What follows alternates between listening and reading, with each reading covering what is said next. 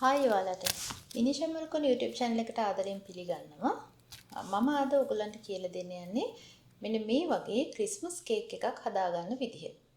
ඉතින් මම ඔයගලන්ට අවශ්‍ය කරන ප්‍රමාණවල් මගේ description එකේ දාන්නම්. හදාගන්න විදිහ ගැන මම පියවර මෙතනදී සම්බන්ධ කරන්නම් ඔයගලන්ට. සුල්තානා raisins black currant cashew ඒ වගේම orange peel එහෙම නැත්නම් candied peel ගන්න පුළුවන් ginger preserve chow chow pumpkin preserve cherry red cherry green cherry මේ ඔක්කොම අපි කුඩා කෑලි වලට කපා ගන්න ඕනේ. ඒත් එක්කම අපිට ඕන වෙනවා මේකට සුවඳ කුඩු එකක් හදාගන්න ස්පයිසි මික්ස් එකක්. එතකොට අපිට ඒකට මම ඕන කරන ಜಾති දාන්න ඩිස්ක්‍රිප්ෂන් එකේ. ඒ ටික ඔක්කොම එකට එකතු කරලා ග්‍රයින්ඩ් කරලා හදා ගන්න පුළුවන්. එහෙම නැත්නම් අපිට වෙළඳපොලෙන් ගන්න තියෙනවා මේ සුවඳ කුඩු එක. කේක් හදන තැන්වල. කේක් බඩු ගන්න තියෙන තැන්වල. ඊළඟට අපිට ඕන වෙනවා ජෑම් වර්ගයක්, ස්ට්‍රෝබෙරි හරි, මික්ස් ෆෘට් හරි.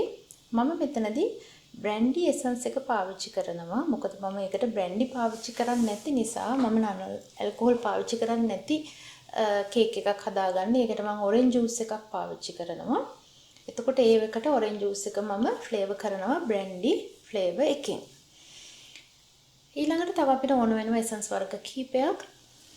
අපිට අවශ්‍ය වෙනවා ආමන්ඩ් එසන්ස් ඕන වෙනවා, රෝස් එසන්ස් ඕන වෙනවා, ඒ වගේම වැනිලාත් ඕන වෙනවා අපිට ටිකක්. ඒ ගන්න ප්‍රමාණවල ඒ විදිහටම මම දානවා. ඔයගොල්ලන් ඒක බලන්න. ඊළඟට අපිට ඕන වෙනවා මී පැණි ස්වල්පයකුත් ඕන වෙනවා. ඉතින් මේ ටික අපි ඔක්කොම එකට එකතු කරලා කපා ගන්න ඕනේ. වෙන වෙනම කපලා එකතු කරන්න පුළුවන්. සාමාන්‍යයෙන් මෙන්න මේ වගේ ප්‍රමාණයක් එනකන් තියන්න. ගොඩාක් චූටිකට කැපුවම වෙන්නේ මේ අපි ඒක ටිකක් රෙස්ට් කරන කාලය තුල නිකන් තව අපි එකතු කරන ලික්විඩ් එකත් එක්ක ඒක ඇබ්සෝබ් කරගත්තාම කේක් එක ඕනකට වැඩි තෙත ගතියක් එනවා. ඒ නිසා සාමාන්‍යයෙන් ටිකක් හැපෙන ගානටත් එන්න. ඔයගලන්ට බලන්න පුළුවන් සාමාන්‍යයෙන් මේ ඔය රේසින්ස් වර්ග ටික නිකන් අතට අරන් මිරිකපුවට ගුලිය වගේ හැදෙන්නේ. සාමාන්‍යයෙන් කැපුවට පස්සේ අතට හොඳට මිරිකලා බලන්න. ඔයාලට ගුලියක් වගේ හැදෙනවා නම් ඒ ගාන ඇති කැපෙන ප්‍රමාණය. ඒ කියන්නේ ඒකේ පළතුරු ටික කැපුණාම එන පළතුරු එක ඇතුලේ තියෙන ජූසි එකත් එක්ක තමයි එහෙම ගුලිය වගේ හදන්න ලේසි වෙන්නේ. ඒ මම කිව්වේ නිකන් ඔයගලන්ට ටෙස්ටිං එකක් කරන්න මේ තියෙන්නේ. මේ වගේ නිකන් අර තෙත ගතිය ඉස්මතු වෙනවා. නිකන් වියලිව තිබ්බට ගුලිය හැදෙන්නේ නැහැ. මේ විදිහට ටිකක් එකට එකතු කරාම අන්න ඒ වගේ ගුලියක් හැදෙන්න ඕනේ. සාමාන්‍ය අවශ්‍ය ප්‍රමාණයට කැපුණාම.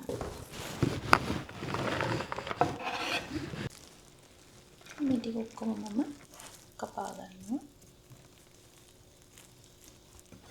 මේ ප්ලම්ස් වර්ග කියන ඒවා කීපයක් සුල්තානා කිව්වා අපි දැන් රේසින්ස් කිව්වා. එතකොට බ්ලැක් කරන්ට් කො මේ හැම එකම කුලයට අයිති වර්ග. නමුත් ඒවල හැඩෙන් එතකොට සයිස් එකෙන් ඒ වගේම පාටෙන් ඒ අනුව තමයි ඉතින් අර බෙරිස් වගේම තමයි මේ ප්ලම්ස් වර්ග වලටත් විවිධ නම් තියෙනවා. ඒ ප්ලම්ස් වලින්ම යන එකක් තමයි හදන්නේ. ඉතින් සමහරක් වෙලාවට ඔයගලන්ට රට ඉදි එකතු කරගන්න පුළුවන්. මේකට රට ඉදි එකතු කරාම ඒකට රසය පිටින්ම වෙනස් රසයක් ගේන්න පුළුවන්. ඒ නිසා මේකෙදි අපි ප්ලම්ස් විතරයි මම නම් එකතු කරගන්නේ. අපි මෙතන පෙන්නුවට වැඩිය තවත් ಜಾති ඕන වෙනවා. ඒ කියන්නේ රුලන් ඕන වෙනවා, අපිට බිත්තර, බටර් ඒ වගේ ඕන වෙනවා. නමුත් ඒව මම මෙතන සඳහන් කරේ නෑ. මෙතනදී අපිට පළවෙනි අවස්ථාවේදී ඕන වෙන්නේ අපිට මේ ටික තමයි. ඉන්ග්‍රීඩියන්ට්ස් අවශ්‍ය වෙන අවස්ථා දෙකක් තියෙනවා. ඒ කියන්නේ පළතුරු ටික කපා ගන්නකොට ඒ වගේම බේක් කරන අවස්ථාවේදී තවත් අමුද්‍රව්‍ය ටිකක් ඕන වෙනවා.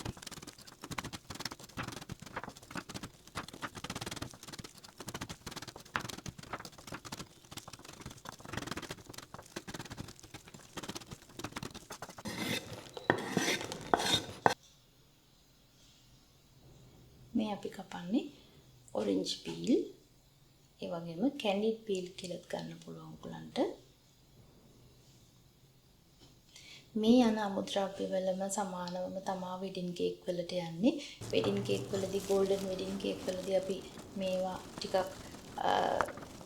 හොඳම ක්වොලිටි එකකින් ගන්න ඕනේ. ඕස්ට්‍රේලියන් ක්වොලිටි කියලා තියෙනවා. එක කේක් බඩු හදන කඩවලට ගියාම ඒගොල්ලෝ ඕලට ඕන තරම් හැමදේම තියෙනවා එතන.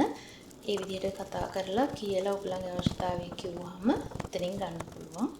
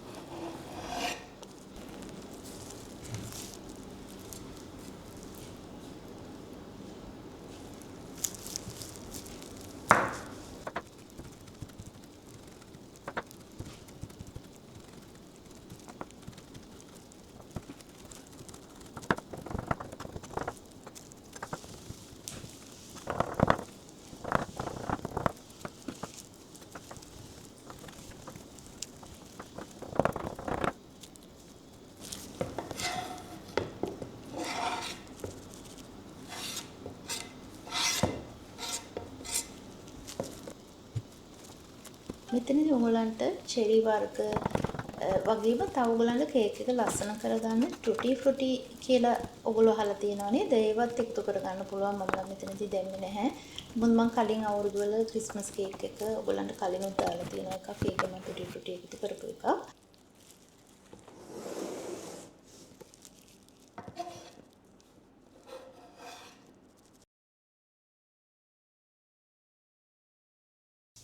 ඊට පස්සේ අපි මේකට අවශ්‍ය කරන ස්පයිසස් වලින් දා ගන්නවා. සුවඳ කුඩු කියලා අපි කියනවා. අපි ඒකත් වෙළඳපොලේ මං කිය වෙළඳපොලෙන් අපිට ඒක ගන්න පුළුවන් ග්‍රෑම් 50 100 පැකට් තියෙනවා. ඊළඟට අපි වැනිලා එසන්ස් එකතු කර ගන්නවා.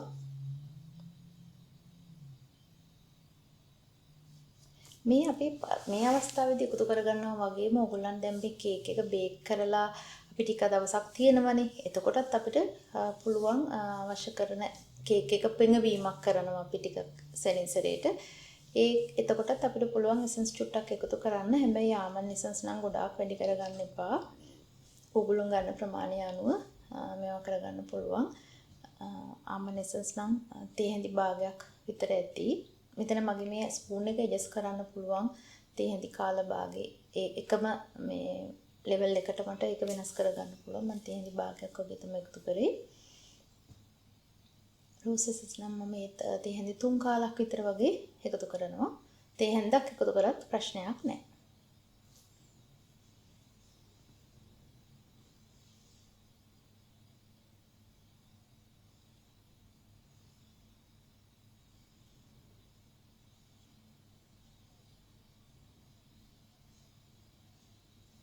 මෙතනදී මම ගත්තේ මික්ස් ෆෘට් ජෑම් එක. මේ සැඳි දෙකක් විතර වගේ තමයි මම එකතු කරන්නේ මේ ප්‍රමාණයට.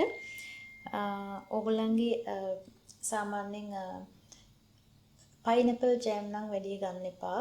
ගන්න ඕන නම් ස්ට්‍රෝබෙරි ජෑම් එක ගන්න පුළුවන්. පයිනැපල් ජෑම් ගන්න එපා කිව්වේ රසයේ වෙනසක් නෙමෙයි. අර පයිනැපල් සුවඳ ඉස්මතු වෙයි කියන හින්දා තමයි මික්ස් ෆෘට් එක ඕකේ. ඊළඟට මීපැණි. මීපැණි මේ සෑන්දක් විතර වගේ ප්‍රමාණය ගන්නවා. මම සෑන්දි දෙකක් වුණත් ප්‍රශ්නයක් නැහැ. හැබැයි පළතුරු වල තියෙන ජූසි ගතිය වැඩි වුණොත් කේක් එක මේ ටිකක් තෙත් ගතිය වැඩි වෙන නිසා තමයි මම මේ තෙත ගතිය කියන වතුර ගතිය නෙමෙයි ටිකක් ලික්විඩ් ගතිය වැඩි වෙයි කියලා තමයි මම මේ සෑන්දි දෙකක් එකතු කරේ. මොකද මම තව මේකට බ්‍රැන්ඩි ඕගොල්ලෝ ගන්නවා නම් බ්‍රැන්ඩි කෝප්ප කාලක් වගේ එකතු කරගන්න. මම ඔරෙන්ජ් ජූස් එක එකතු කරගත්තා. මම කෝප්ප භාගයක් ලෑස්ති කරන් තිබ්බට භාගෙම මම ඕන වෙයි කියලා හිතන්නේ නැහැ මේකට. මේ මම එකතු කරන්නේ බ්‍රැන්ඩි එසන්ස් ටිකක්. මම බ්‍රැන්ඩි එසන්ස් එකතු කරන්නේ බ්‍රැන්ඩි ෆ්ලේවර් එක එකතු කරන්න හේතුව මොකද? මම මෙතෙන්ට බ්‍රැන්ඩි පාවිච්චි නොකරන නිසා. ඔගොල්ලෝ බ්‍රැන්ඩි ගන්නවා නම් මේකට බ්‍රැන්ඩ් ඉසන්ස් පාවිච්චි කරන්න එපා. මේ තියෙන්නේ මම ගත්ත ඔරෙන්ජ් ජූස් එක. ටිකක් දානවා. අපිට අර කේක් එක මිශ්‍ර මේ කේක් එකට ගත්ත මේ නට්ස් ෆෘට් ටික ඔක්කොම ටික එකට එකතු කරලා හොඳට අපේ ගන්න ස්පැචුල එකකින් හරි හැන්දෙන් හරි හොඳට තෙරපනකොට එකට හිටින ගානට තිබ්බහම ඇති. නැත්තම් උඩට වතුර වගේ උඩට ඕගොල්ලෝ පාවිච්චි කරන ලික්විඩ් එක උතුරලා එන ගානට ලික්විඩ් පාවිච්චි කරන්න එපා. කොප්ප කාලක් ඇති. ඒ මම ඔයගොල්ලන්ට දෙන ප්‍රමාණයට බ්‍රැන්ඩි කෝප්ප කාලක විතර ප්‍රමාණය ඇති. අනිත් එක හැමතිස්සෙම බ්‍රැන්ඩි ගොඩාක් වැඩි වුණාම බ්‍රැන්ඩි රසය ස්මතු වෙනවා. ඒක කන කෙනෙකුට අමාරුයි. ඒක නිසා ගොඩාක් බ්‍රැන්ඩි ගන්න එපා. ඔයගොල්ලන්ට කේක් එක සෝක් කරන්න නිතර ආයි දියරයක් ඕන නම් ඒකටත් ඔයාලට පුළුවන් ඔරෙන්ජ් ජූස් වගේ දෙයක් පාවිච්චි කරන්න. දැන් ඔයගොල්ලන්ට පේනවා මම මේ තෙරපනකොට ඉස්ම ගොඩාක් උඩට එන්නේ නැහැ. සාමාන්‍ය ප්‍රමාණයක් පළතුරු කෑලි ටික පොඩ්ඩක් ඇබ්සෝබ් වෙන ගානට තියාගන්න තමයි තියෙන්නේ. මේක මෙහෙම තියලා අපි සති දෙකක් හරි තුනක් හරි ඕන තරම් තියන්න පුළුවන් ප්‍රශ්නයක් නැහැ. හැබැයි ඔයගලන්ට ක්‍රිස්මස් එක ටිකක් ළඟ හින්දා දවස් 3ක් වගේ තිබ්බත් ඇති. මගේ මේකෙදි ඔයගලන්ට එතකොට සෝක් කරන්න ඕන වෙන්නේ සති දෙකක් තුනක් තිබ්බොත් ටිකක් ඒක දවසක් කර දවසක් හරි ඔයගොල්ලෝ මේ මිශ්‍රණය හපව පෙරලන්න ඕනේ. කියන්නේ ඇතුලේ හොඳට මිශ්‍ර කරලා හපව මේ විදිහටම සෙට් කරලා හොඳට සීල් වෙලා තියෙන්න ඕනේ. ඇතුලට වාතය යන්නේ නැති වෙන විදිහට සහ කොයි වෙලාවකත් අතේ වතුර සහිතව මම ඔයගොල්ලෝ දැක්ක මම ග්ලව්ස් පාවිච්චි කරා මේ වෙලාවේදී. මොකද කලින් කපනකොටත් මොකද මේ අතේ තියෙන මොනවා හරි දාඩිය හරි වතුර හරි මිශ්‍ර වුණොත් මේක අපි කිසිම රස මේ මොනවාද මේ කල් තියාගන්න දෙයක් දාලා නෙමෙයි මේක හදන්නේ. ඒක නිසා අනිවාර්යෙන්ම අතේ තෙත ගතිය තියාගන්න එපා. සහ අත් වලින් අල්ලන එක අවම විදියට කරන්න නරක වීමට ඉඩ වැඩි හින්දා. ඉතින් මම මේක මේ විදියට හොඳට සීල් කරලා අරන් තියනවා.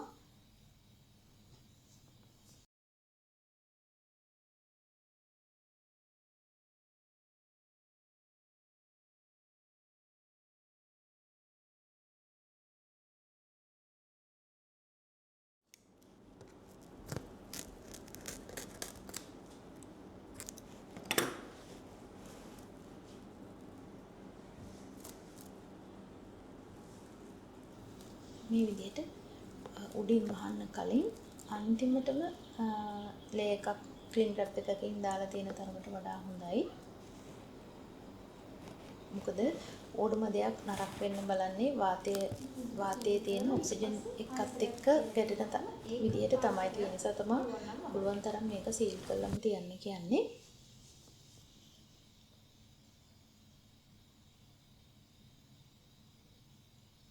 මම මේ ෆ්‍රේම් එක වටේ කියන්නේ පියනෙත් ඇතුළට හුලං යන්නේ නැති වෙන මම මේක වහනවා. මේක දවස් 3ක් තියෙනවා නම් එහෙම ඔයගොල්ලන්ට වහන්න ඕනේ නැහැ. හැබැයි ඔයගොල්ලෝ මේක පුළුවන් තරම් පරිස්සමට හදාගන්න තරමට මේ කේක් එකක් අවුරුද්දක් වුණත් තියන්න පුළුවන් කිසිම ප්‍රශ්නයක් නැතුව. ෆ්‍රිජ් එකේ තියන්නේ නැතුව තියන්න පුළුවන්.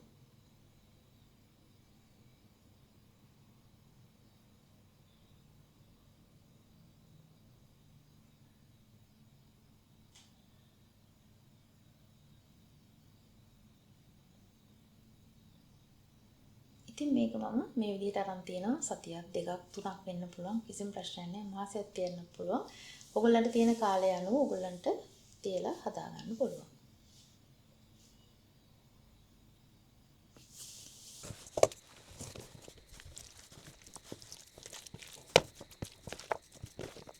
එතකොට මම මෙතනදී අර ලස්සනට ගන්න පොඩි ලෙමන් සිස්ට් එකකුයි මොනවාද චෙරි වලින් ටිකකුයි මම එකතු කරා ටිකක් අර බේක් කරනකොට ලස්සන වෙන්නේ. පිටතර සුදු මද 5යි කහ මද 7ක් ගන්නවා. රෝලම් පිටි ග්‍රෑම් 150යි සීනි ග්‍රෑම් 200ක් මම ගත්තා. මොකද ඒ ඔයගොල්ලෝ කේක මේ පොඩ්ඩක් ටේස්ට් කරලා බලලා ඔක 250ක් දාන්න පුළුවන්. මොකද මේ පළතුරු වල ගොඩාක් පැණි රස තියෙනවා නම් සීනි එච්චර අවශ්‍ය වෙන එකක් නැහැ. ඒ නිසා මම ග්‍රෑම් 250ක් ගත්තා. මොකද මම ජෑම් දැම්මා. එතකොට මම ෆෘට් ජූස් වලින් මේක සෝක් කළේ. මොකද ෆෘට් ජූස් උත් පැණි රසයි. ඒ නිසා මම මෙතෙන්ට සීනි ප්‍රමාණය පොඩ්ඩක් අඩුවෙන් ගත්තේ. නැත්නම් 250ක්. ඔයගොල්ලෝ බ්‍රැන්ඩි දානවා නම් සෝක් කරන්න ඔයගොල්ලන්ට පුළුවන් මේක ග්‍රෑම් 250ක්ම සීනි ගන්න. මම බටරුත් ග්‍රෑම් 150යි අරන් තියෙන්නේ.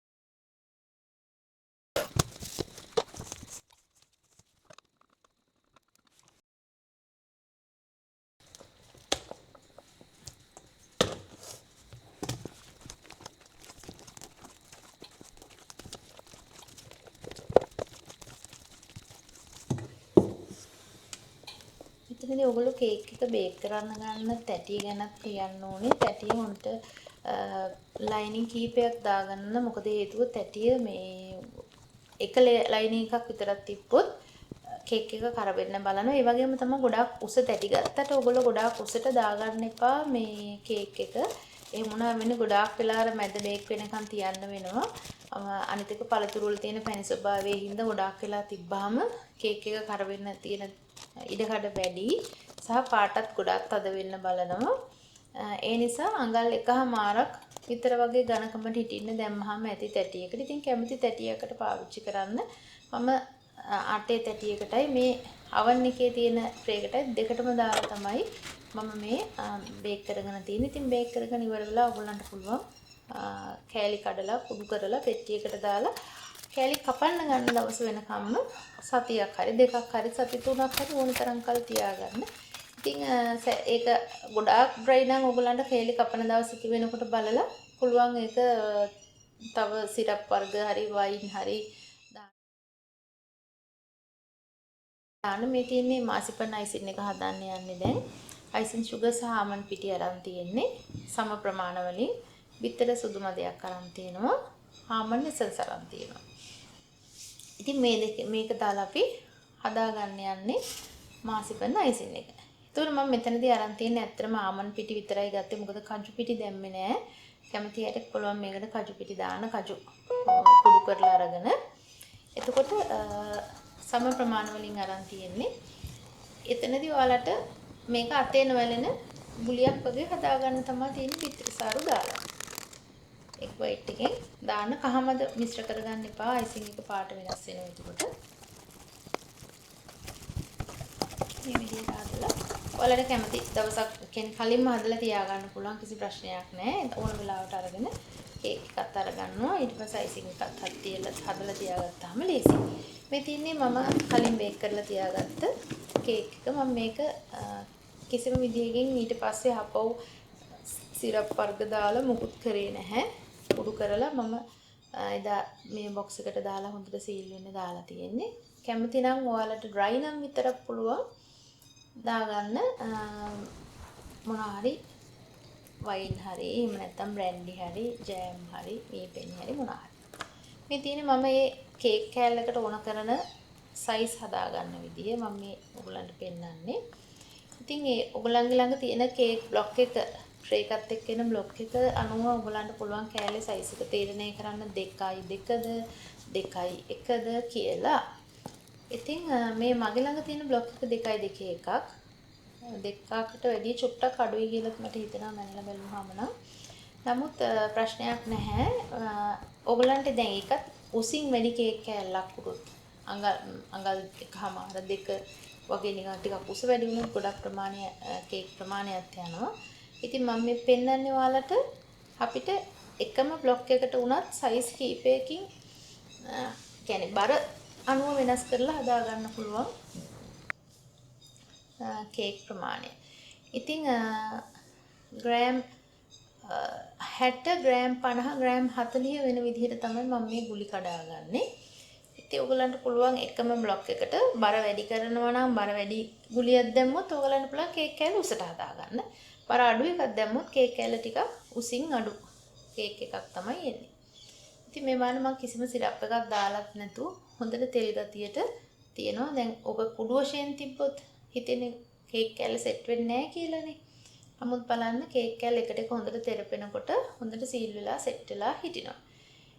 ඉතින් ඔයාලට හොඳටම ලේසිම දේ තමයි ඔයගලගේ මේ කේක් ටිකේ කුඩු ස්වභාවය තියෙනකොටම කිරලා බලන්න කොච්චර තියෙනවද කියලා. එතකොට ඔයගලන්ට කෑලි 60 නම් ග්‍රෑම් 60ක් නම් ගන්නේ ආයේ ප්‍රමාණය ග්‍රෑම් 60ෙන් බෙදලා බලන්න. එතකොට ඔයාලා දන්නවා ඔයාලට කෑලි කීයක් මේකෙන් කපා ගන්න පුළුවන්ද කියලා. ඒ ප්‍රමාණයම ග්‍රෑම් 50ෙන් බෙදලා බලන්න. එතකොට ඔයගලන්ට පුළුවන් ග්‍රෑම් 50ෙන් බෙදුවොත් කීයක් එනවද ඔයගලන්ට කෑලි කියලා බලන්න. මොකද සමහරක් වෙලාවට අපි දෙන කොච්චර ප්‍රමාණය කෑලි 100ට කිව්වට 100 ප්‍රමාණයට සමහරකට එහෙට මෙහෙට වෙනවා අපිට හම්බෙන ග්‍රෑම් ගාන අනුව.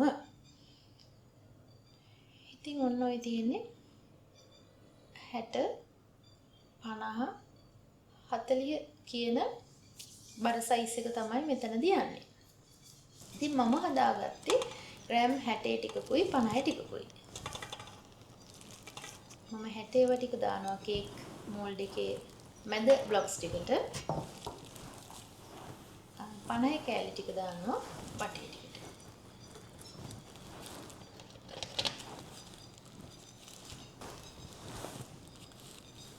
මට කෑලි ඒ වලින් හදාගන්න පුළුවන් වුණා කෑලි 31ක්. 36 බ්ලොක් එකෙන් 31ක් කෑලි දැම්මා. ඒ මොකද මෙතන උනේ 36ම හදන්න පුළුවන්. කේක් එක හදනකම් බේක් කරලා තියෙනකම් යමින් යමින් ඉතින් ඕක එළියට ගන්න වෙලාවට ගෙදර ඉන්න අයට රස බලන්න දුන්නයින් කෑලි 4ක 5ක විතර ප්‍රමාණය එතනින් අයින් වුණා. ඒකයි උනේ. ඉතින් ඔය තියෙන්නේ ඒ විදිහට බ්ලොක් කරලා අරගෙන කපාගත්ත විදිය.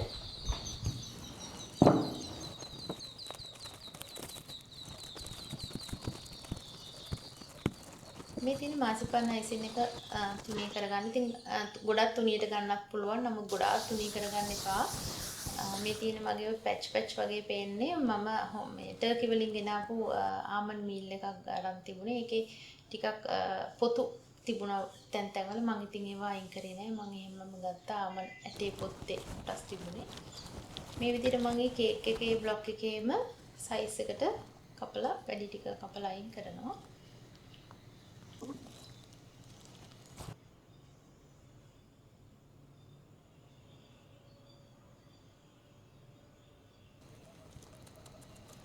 ඔයගලන්ට කැමති ක්‍රමයකට ආමන්ඩ් මේ පේස්ට් එක උඩින් කේක් එක තියාගන්න පුළුවන්. ලස්සනට මයි ළඟ තිබුණේ මේ කලර් එකේ රැපින්. ඉතින් මම නිකන් හිතුවා. ඉතින් ওই විදිහට තමයි හදාගන්නේ. බොහොම ස්තුතියි channel එකට රැඳී හිටියට. ගිහින් එන්නම් සුබ දවසක්.